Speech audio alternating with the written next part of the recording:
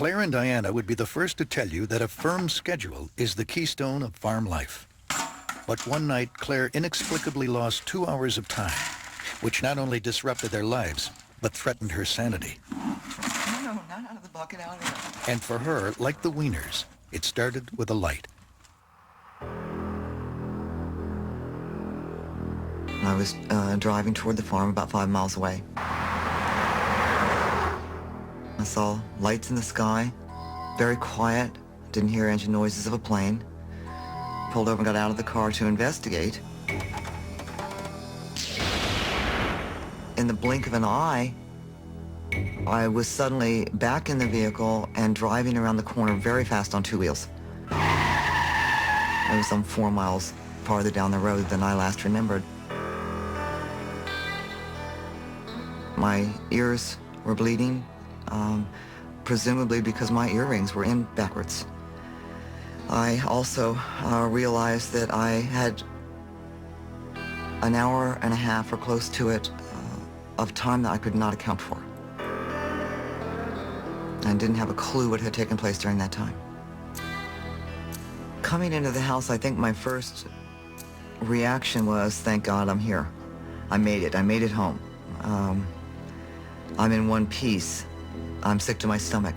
I'm scared. I'm crazy. My reaction to her first incident was, oh my God, Claire's going crazy. I've given her too much to do. There's just too much stuff going on and she really needs, some time off. But then it happened again. A couple of weeks later, I was driving back from a business meeting and saw lights ahead of me on the road. Suddenly, the inside of the cab of the truck lit up so brightly I couldn't see through it. My next conscious memory was landing very hard in the vehicle on the road, as if I'd been dropped from above.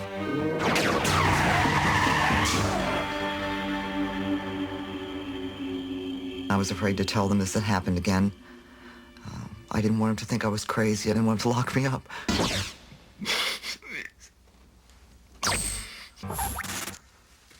I thought I was having a nervous breakdown. I've thought that a lot of times. Claire is not the only one to be unhinged by missing time. In comedy, as in life, timing is everything. One night, on the way to a gig in Vermont, Fred realized he'd lost several hours, and his entire life began to unravel. For him, too, it started with a sighting. All of a sudden, I see this thing. It looks like the Goodyear blimp. That's what I thought it was. These lights started flowing over it. It's keeping my attention. I'm looking at it, I'm thinking, well, there's the Goodyear blimp, and pretty soon it's gonna say Goodyear.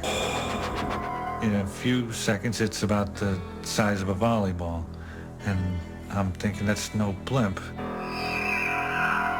Just as it's coming really close, a military plane comes by.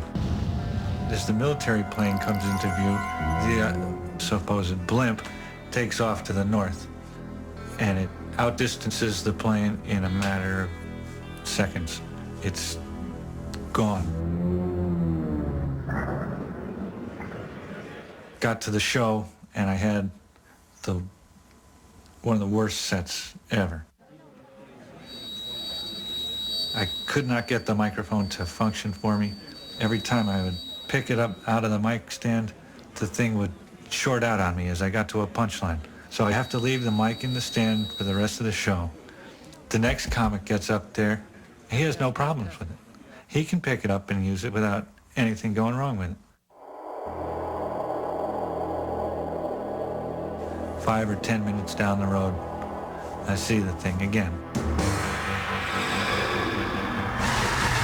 The lights are flowing over it. It covers itself with lights, and when it's all lit up, it starts descending sideways. It's not a blimp. And it kept coming down, and I'm looking at it. It's coming down, and it's out of control. It's gonna crash.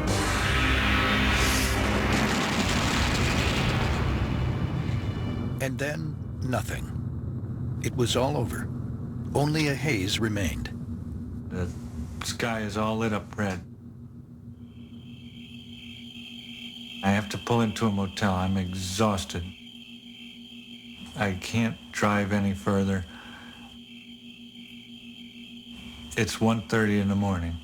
It's 15 miles from where I started, and it's 3 hours later. So there's no way I drove the whole way at 5 miles an hour. I got a lot of missing time there. It's just, I don't understand.